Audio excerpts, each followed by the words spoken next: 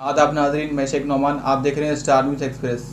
अमेरिकी सदर जो बाइडन के बेटे हंटर बाइडन पर 5 बरस कबल गैर कानूनी तौर पर बंदूक खरीदने के केस में फर्द जुर्म आयद कर दी गई है। रिपोर्ट के मुताबिक हंटर बाइडन पर 5 बरस कबल गैर कानूनी तौर पर बंदूक खरीदने पर फर्द जुर्म आयद कर दी गई है और उस वक्त उन्होंने एतराफ़ किया था कि वो मनशियात का बहुत ज़्यादा इस्तेमाल करते हैं।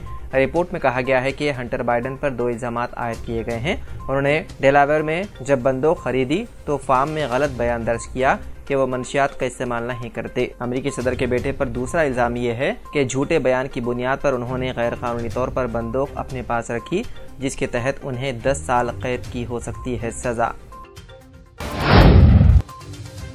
रूस ने अमेरिका के 2 सिफारतकारों को बेदखल कर दिया। अमेरिका ने कहा कि रूस का हमारे 2 सिफारतकारों को बेदखल करना बिला जवाज़ है। रिपोर्ट के मुताबिक रूस ने ऐलान किया है कि 2 अमेरिकी सिफारतकारों को बेदखल किया जा रहा है क्योंकि वो एक साबिक रूसी मुलाजिम के लिए राब्ता एजेंट थे। उन दोनों को इस साल के आगाज में गिरफ्तार किया गया था। फ़लस्तीन में गाजा की पट्टी के गिर्द इसराइली बाढ़ के साथ धमाके में 5 फ़लस्तीनी हलाक और 25 जख्मी हो गए।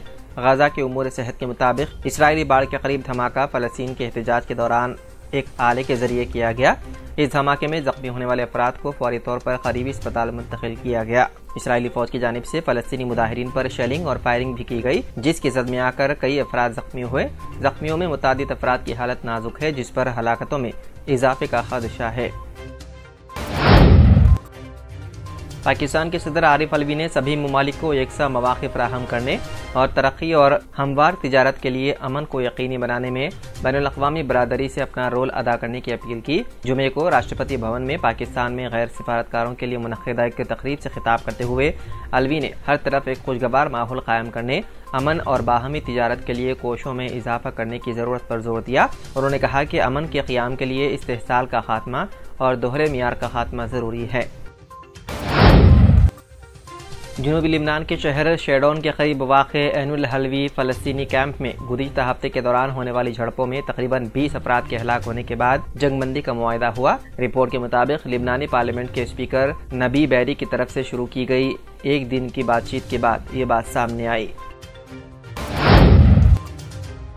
अपोजिशन इंडिया इत्तेहाद ने फैसला किया है कि वो ऐसे टीवी एंकर्स या सहाफ़ियों के प्रोग्राम में अपने कायदीन को नहीं भेजेंगे जो कि सिर्फ इश्तियालंगेज़ी फैलाने का काम करते हैं और नफरत का माहौल पैदा करते हैं। इंडिया इत्तेहाद की तरफ से ऐसे टीवी एंकर्स की फहरिस्त जारी की गई है जो नफरत को हवा देते हैं। जिन एंकर्स का बाइकआउट किया गया है उनमें आदित्य त्यागी, अमन चोपड़ा, अमिश देवगन, आनंद नरसिम्हन, अर्नब गोस्वामी, अशोक श्रीवास्तव, चित्रा त्रिपाठी, गौरव सावंत, नविका कुमार, प्राची प्रसार, शिव अरोर, सुधीर चौधरी और सुशांत सिन्हा शामिल हैं।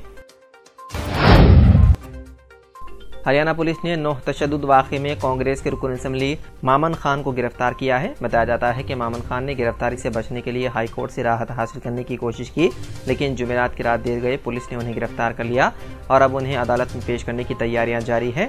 इससे पहले एमएलए को 2 बार नोटिस दिया गया था, लेकिन उन्होंने पूछताछ में हिस्सा नहीं लिया।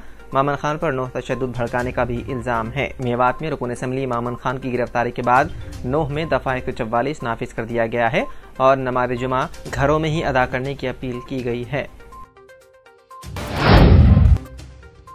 खेल और नौजवानों के उमूर के मरकजी वज़ीर अनुराग ठाकुर ने कहा कि बीसीसीआई ने बहुत पहले फैसला किया था कि जब तक पाकिस्तान सरहद पार से दहशतगर्दी और हिंदुस्तान में दरअंदाजी बंद नहीं करता, उसके साथ 2 तरफा क्रिकेट नहीं होगी। हिंदुस्तान और पाकिस्तान के दरमियान 2 तरफा क्रिकेट ताल्लुकात बरसों से दोनों हमसाया ममालिक के दरमियान सिफारती तनाव की वजह से मुअत्तल हैं। दोनों टीमें सिर्फ आईसीसी और बरे आज़मी मुकाबलों में एक दूसरे से खेलती हैं। केरला में निफा वायरस के मामला तेजी से बढ़ रहे हैं। निफा वायरस से मुतासरा मरीजों में अब तक 2 लोगों की मौत हो चुकी है। निफा वायरस से 2 लोगों की मौत के बाद रियासती हुकूमत मुकम्मल अलर्ट मोड में आ गई है और कई तरह की एडवाइजरी भी जारी की गई है। कोझिकोड के एक अस्पताल में जेर निगरानी रखे गए 39 साला शख्स में निफा वायरस के एक और मामले की तस्दीक हुई है। केरला में 2 मरीजों की मौत के बाद 7 ग्राम पंचायतों को कंटोनमेंट जोन बना दिया गया है।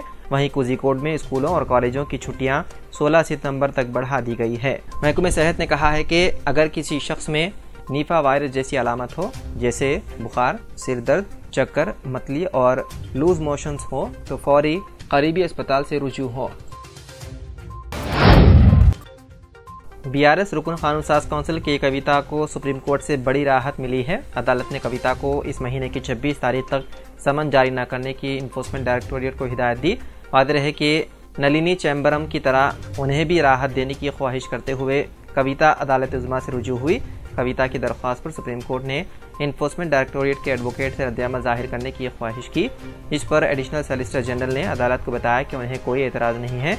इस पस मंज़र में 26 सितंबर तक समन जारी न करने की अदालत ने हिदायत दी। आपने अभी तक हमारा चैनल सब्सक्राइब नहीं किया तो अभी सब्सक्राइब करें और बेल आइकॉन को क्लिक करके हमारी लेटेस्ट वीडियोस के बारे में अपडेट